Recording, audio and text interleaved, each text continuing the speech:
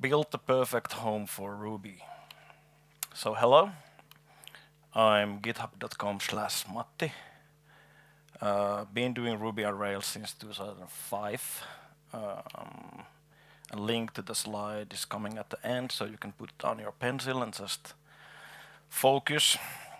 So some selected background. I was the CTO at a company called AppGyver. It was a app to build apps, so you can drag and drop iOS and Android applications together, no coding required. A lot of Ruby on Rails coding required to make AppGyver. AppGyver is now known as SAP Build Apps, so we got acquired by SAP, where it's still the same, build apps quickly with low code.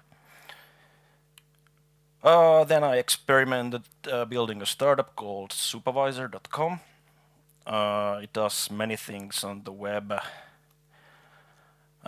testing and accessibility stuff. Here's a quick demo from my own personal version of Supervisor that is not public. So here I start one automated web browser. It goes to the Tiny Ruby conference webpage, starts to scroll it automatically.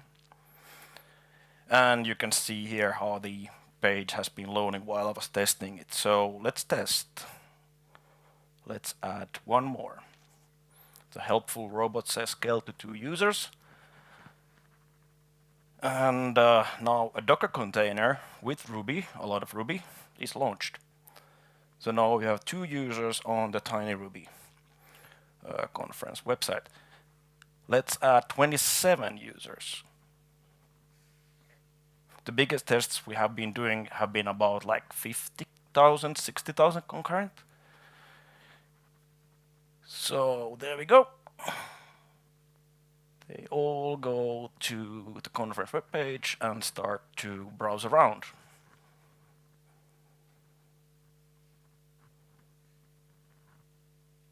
So a lot of Docker, Ruby, Kubernetes. And you can see how the minimum and the maximum load times are below OK threshold. So that's one of the things Supervisor does. And now I ended the slideshow. Been also helping Verge motorcycles. Verge is a bike that looks awesome. And here on the back, this is the motor. So it's in-wheel motor, fully EV. And here in the middle is Docker. I can't disclose if there's Ruby. So today's talk is about Docker and Ruby. And what's Docker? The 10-second version. And there's a free course, courses.mooc.fi. Welcome to DevOps with Docker. And you can hit start and learn. And there in about the material, it says that this material is based on Gist by Matti Paksula. So I made this Gist in GitHub 7 years ago. It's still pretty good, relevant. You can also check that out. So what is Docker? So Docker is a set of blah, blah, blah, blah, blah. But as a 10-second version, Docker is an image. It's prepackaged files that you deploy. Here we would be deploying WordPress for some reason. Not recommended. So then in the terminal you say docker run and you give a name like VP1 from the image WordPress. And look and behold, VP1, it started in the Docker daemon in one machine. Then you repeat that. You get 2 instances, you get 3 instances. Everything starts from the same fresh state. Then at the end it starts to look like this once you use Docker for everything. So that's probably where you would need Kubernetes. And there's also a free course about Kubernetes in the same mooc.fi. And it's a not so gentle introduction to clustering with Kubernetes because Kubernetes is pretty hard. So Docker, it's starts from the Dockerfile, which defines the Docker image. Nowadays, you can use it if you don't want to use the word Docker because it's the company. It's also available as container file, but everybody talks about Dockerfile. So Dockerfile looks something like this. Starts from something like the base image, Ubuntu 24.04. Last post 2 days ago. I did ask, what does it mean that it gets pushed? So my issue in GitHub 2022, before blah, blah, blah, blah, blah, the README says that some Jenkins happens somewhere, apparently in doi-janky.infosifter.net. So all Ubuntu images were built on this Jenkins machine before 2022. So basically, how can I know that it's not pushed from some random laptop somewhere in Starbucks? You can't. So now it's surely better, right? Today I went to Ubuntu official Docker image. Scroll down. It says the image is built from official rootfs tarballs provided by Canonical. I click the link. We know Logner built from rootfs tarballs. I didn't dare to go deeper. Just reminds me of this picture, right? So on top, something is happening on the web. WASM, V8, cool stuff, all modern. Then we go a bit deeper, where we see that the AI thing is shifting everything a bit. And the unpaid open source developers, DNS, and here on the bottom, Matti is asking, where does Ubuntu 24 come from? But this is fine. Sorry, got carried away. So, from Ubuntu, this is the Dockerfile. We definitely don't want to know what's inside of there. So from Ubuntu, we can run a command, and to get all the latest packages, we say get update. And then we put these two things so that this command must run successfully before the next command. And then this backslash tells that we want to use 2 lines for easier or better readability. So then we install Ruby, full build, essential, git, whatever. And then we install bundler. Then we change our working directory to be app. And then we copy our gem file lock, we run bundle install. Then we copy everything else. And we do this so that if everything else changes, then we don't have to wait for bundle install again. It's a caching. And lastly, we launch the app, right? So this is the basics of Docker. So Rails ships with the Dockerfile, which looks like this.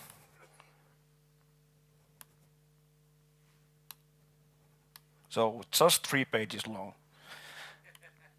So if we have a good look at it, for example here in the middle, we can see that it's something like this. There's this ampersands, continuations, the backslash thing.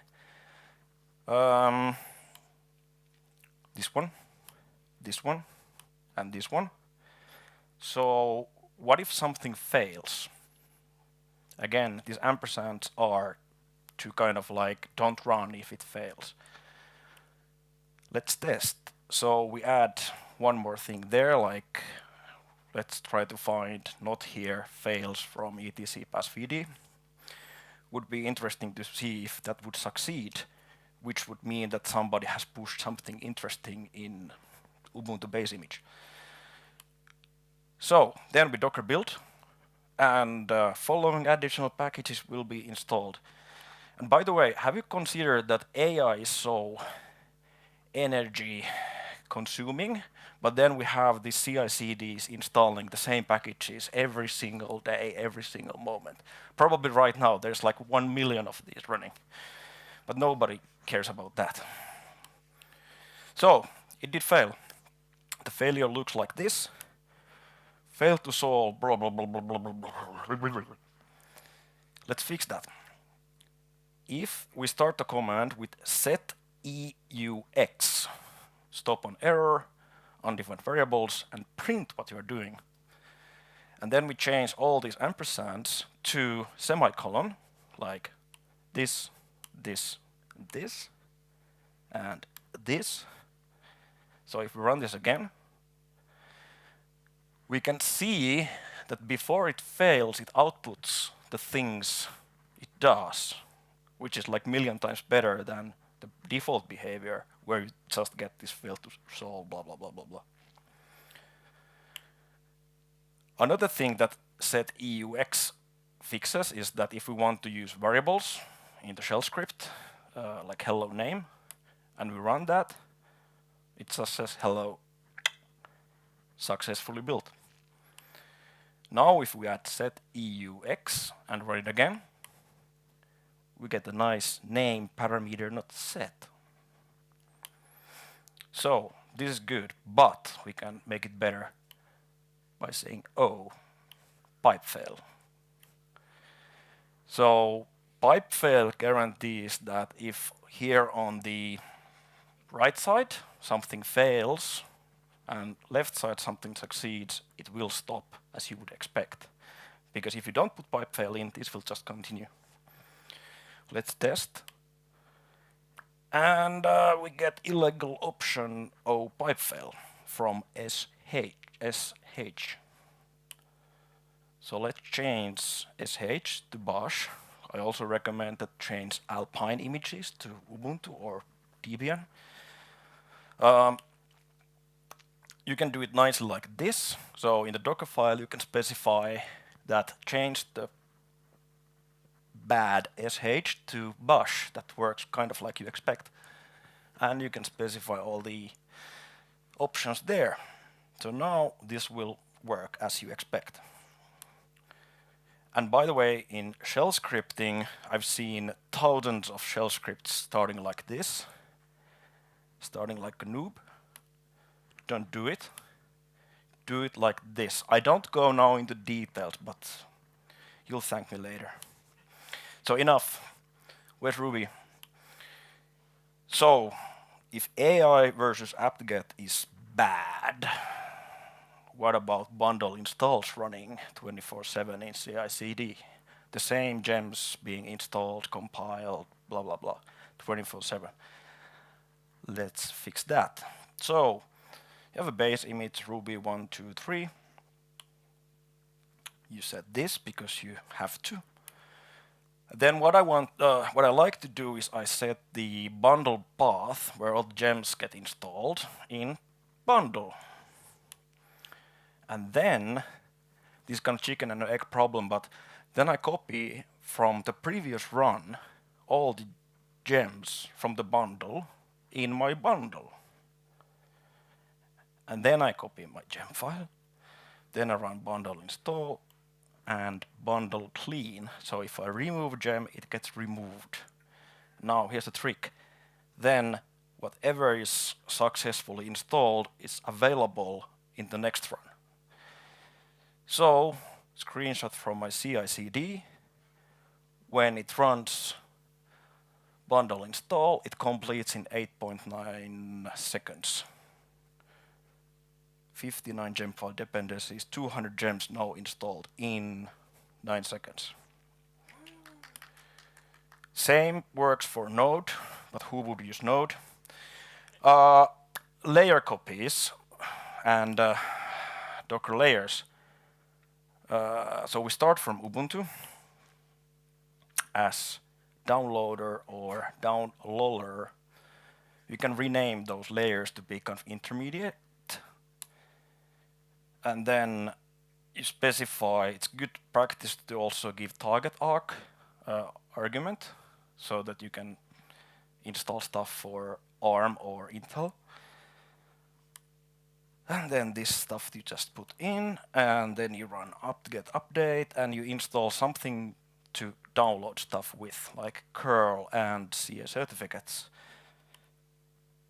And before we go forward, random thing, Cloudflare D, so the Cloudflare tunnels, they are awesome, because instead of running your app in localhost 3000, you get HTTPS, real domain name that you can share. So Cloudflare D is installed in many ways. One of them is to just download the binary, the single binary made with Go. So we have the downloader, like base image, and then we say from downloader as Cloudflare D. We change the word there to be stuff or whatever. And then we use the curl to download that. We set the executable bit on. And then we start kind of again from Ubuntu 24. And now we can just copy from the Cloudflare D everything that's in stuff to user local bin. And there are a bunch of things that you can't apt-get install or apk add, so this works great for all those binaries in concurrent fashion. So here's the Cloudflare D. Then you just add from downloader as JQ, do the similar thing, and YQ, then JQ, and you kind of have them nicely available, so at the final phase in the build, you can just copy from those layers, keeping your final image nice and clean. And when you build it, it's very fast because all these things run concurrently. Alright, so multi-architecture, aka your Mac ARM mobile CPU laptops versus real Intel CPU servers. The best way for me is that I make Docker Compose YAML, nowadays known as compose.yaml, and I put this xbake thing there, where I specify what do I want to tag and which platforms I want to build for. And this is everything you need to do. Then you say docker build xbake, and it does everything for you. So then, one last pro tip is that if you have ever gone in a Docker container and you have been typing in your long command, curl something, grep lol, now it's good, and you hit enter. You get command found, yeah, I need to install curl. So then you exit from the container, you install it or add it to the Dockerfile or whatever. And you start another instance from the same image. And now, would it be great that you hit just up arrow for the history? Nothing happens, there's no history. So, if you set an environment variable prompt command history-a, it will persist the history as you press enter. So this is not enough. You also need to bring in some volume in. So for example, in this example, I have a service prompt gets built from this directory, and I put the entire home directory of root as a volume, and it's defined as a separate volume. So now the bash history gets written and then reused. This is extremely handy for these kind of situations. So my menu is I can do Docker training, Kubernetes untraining, and more. That's my email. Here's the slides, and thank you all.